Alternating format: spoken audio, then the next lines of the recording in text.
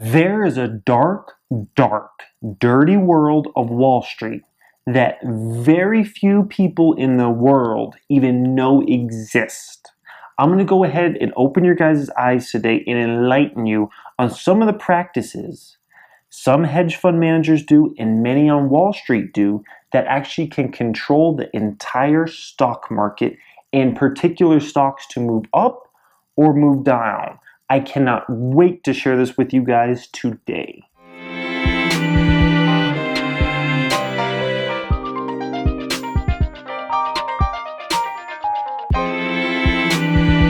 Good day, subscribers. Thank you so much for joining me today. I am Jeremy. This is a financial education channel where we talk about personal finance, where we talk about entrepreneurship, and where we talk about stock market related stories like I'm going to talk about today. So today we're talking about the dark, dirty, secret world of Wall Street. And we're talking about some of the things that go on that never get talked about. But it is for you guys to be aware that these things go on in the markets. These things do happen. A lot of times they're almost never proven. They're almost never caught. A lot of these things, some of these things aren't even illegal that I'm going to talk about today, but they happen. And they're impossible to charge. And it's not a thing to scare you away from the stock market. This video is not about scaring you and saying, oh my gosh, I'm never going to invest. This is too scary. It's just to open your eyes and be aware of these sorts of things. Because if you're aware of these kinds of things, you're probably going to prevent yourself from getting trapped into some things that you may get trapped into. All right, so let's go ahead and get straight into this. Number one thing I want to talk about today is stocks and how they can be manipulated. Now, Jim Cramer did a great video one time, and I don't think this video was supposed to get out. I think it was supposed to be kind of like a private video, and somehow it got online, and he was a hedge fund manager, right? And he was talking in this video about how they could control the stock market. And he could control it with only about $15, $20 million. So what he would do, and what he says a lot of people would do, he kind of went into depth about you could front run the market. So before the market opens, in the pre-markets and whatnot, if you want to run the market up a bit, you can buy shares in companies and kind of run it up, and then things will just kind of keep flowing and others will start buying because they see the market's going up. And also with the computer algorithms nowadays, it's going to exacerbate whatever kind of move. With the computer algorithms nowadays, if the stock market's moving up, the computers will also buy, and they'll move it up a little bit more and a little bit more. And every bit of buying creates a little bit more buying. Same thing if the market's going down, a little more selling, a little more selling. That's how you can get such huge moves nowadays. So he was talking about how, a hedge fund or whatnot, if they were long stocks, so they believed stocks were going to go up, or they needed stocks to go up, they were long stocks, they could buy in the morning, and then that would create a cushion, and then the market could kind of go up. And on low volume days, where low volume meaning not a lot of shares are traded, that could really benefit the long side, because you don't need as much money if not as many shares are being traded. So holiday periods is a great time to do this. Also, if you're short the market, you can sell. You can sell shares, you can dump shares onto the market, and that will create kind of a bad stigma. And unless there's a ton of buy side coming in, the market's going to open down that day, and the stock market's going to go down that day. Another way to do it is, say you want to really kill momentum in the stock market. Here's a way you could play it. You and your buddies can kind of get together, your other hedge fund buddies, and of course, these things are so hard to prove because, you can talk on the phone and say, hey, you know what, let's get this market to go down today. And they can, it's so hard to prove. And who wants to turn in this person, turn in that person, because everybody's dirty on it, right? So you can all kind of go the same route. And a way you can kill the market is you start the market where it's up. So you buy in the pre-market, right? But all along, most of your shares are short because you want the market to go down. So you buy. So it looks like the market's going up. And the longs are feeling, yeah, the stock market's going up. And then you kill them. you dump the shares, all you at once, you dump the shares all within a half hour period. And that selling creates so much selling pressure that there's not enough buyers, so prices go substantially lower. And immediately the market loses all confidence.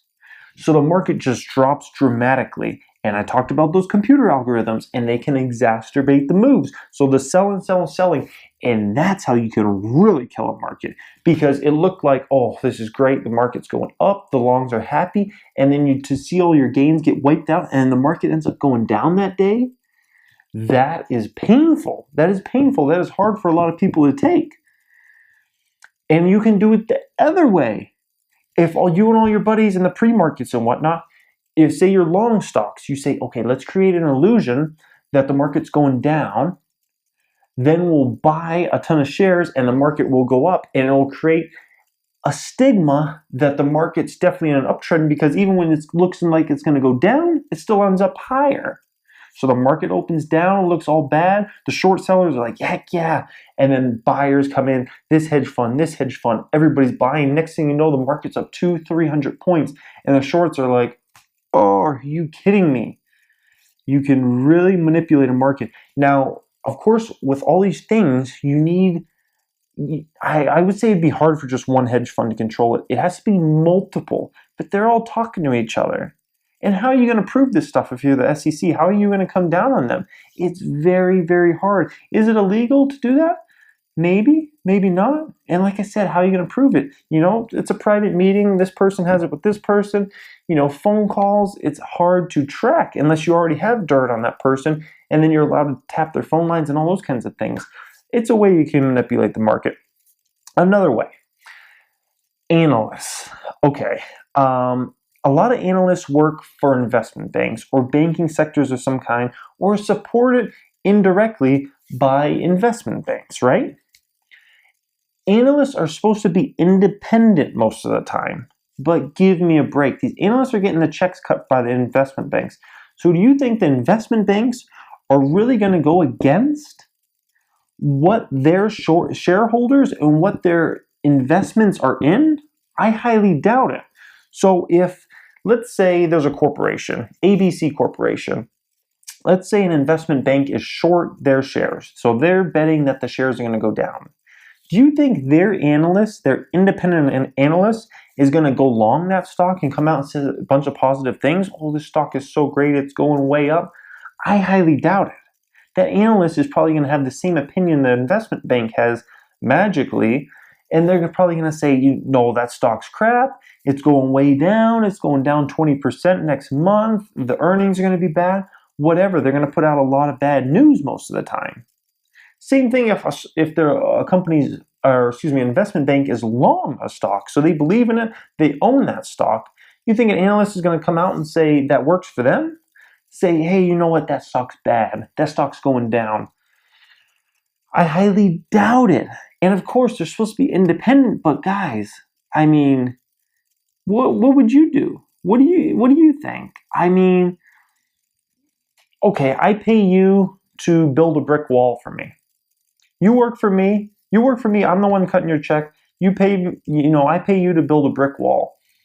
When the brick wall is finished, are you going to go up to the customer and say, hey, you know, this is such a crappy job on this brick wall?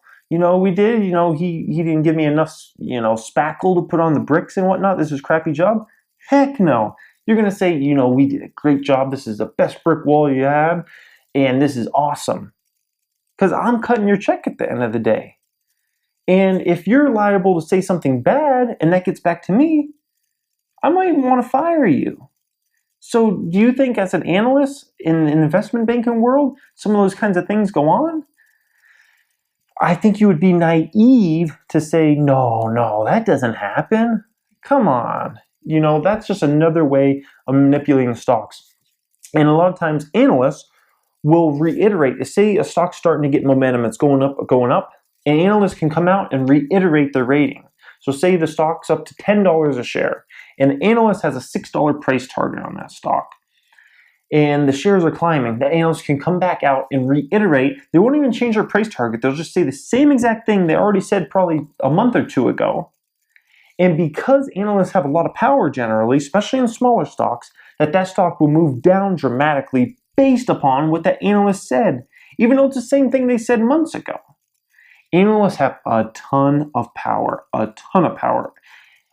and especially with stocks that have under a $10 billion market cap. Those ones, they can really move them up or down based upon what they say.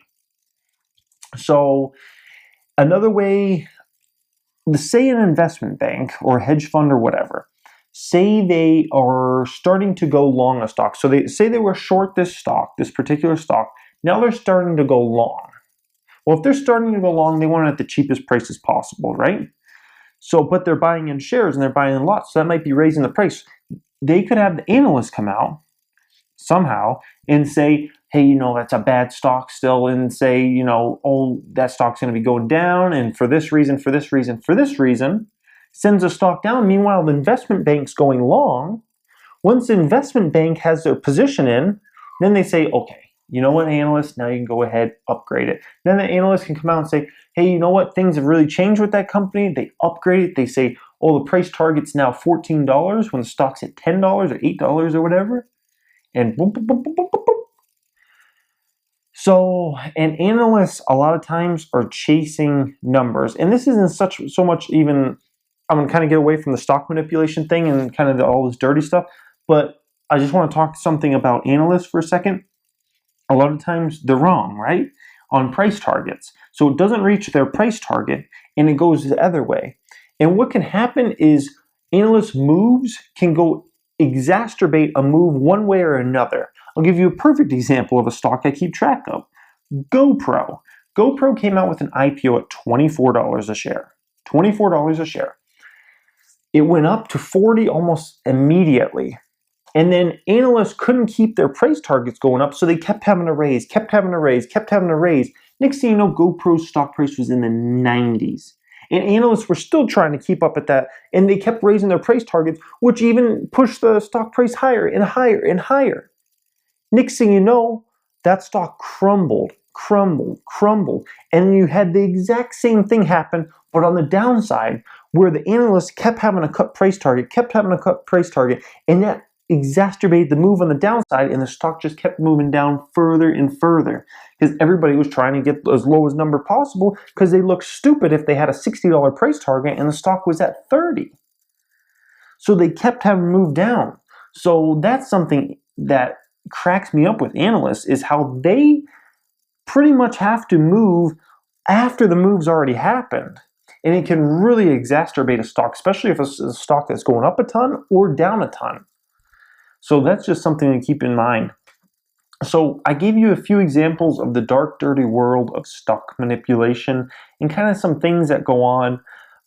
Those are some things I know of out of how the market can be controlled, on how individual stocks can be controlled. And I think it's for you guys to be aware of these sorts of things. There's just a lot of things that can be done when you have money and you have a lot of money invested. Because you can talk to people, you can pay people to say something bad about a stock, whether it's an analyst, whether it's a product reviewer, whether it's a tech magazine, if it's a tech company, say something good, say something bad. And like I said, this stuff's really hard to prove. It's really hard to find out. It's just difficult. So most of it gets swept under the table, and whoever's the one with the big money, they make out like bandits almost every single time. Because these things do affect where the stock prices go. So anyways, once again, this video was not to scare you guys away from the stock market. This video was not to frighten you. This video was to enlighten you, to open your eyes and really see kind of some of the things, because these things you'll kind of begin to notice them over time if you haven't already noticed them. And then at least you're prepared for it. You're like, hey, you know what?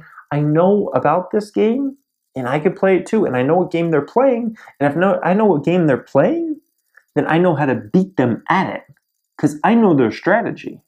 And if you know their strategy, it's no different than a football game. If you know the other team's plays, you're going to beat them every time.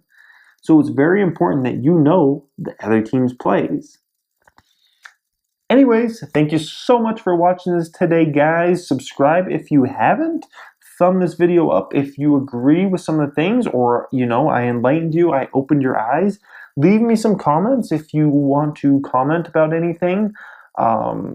Scary stuff, but not too scary. Anyways, thank you so much, guys, for joining me, and have a great day.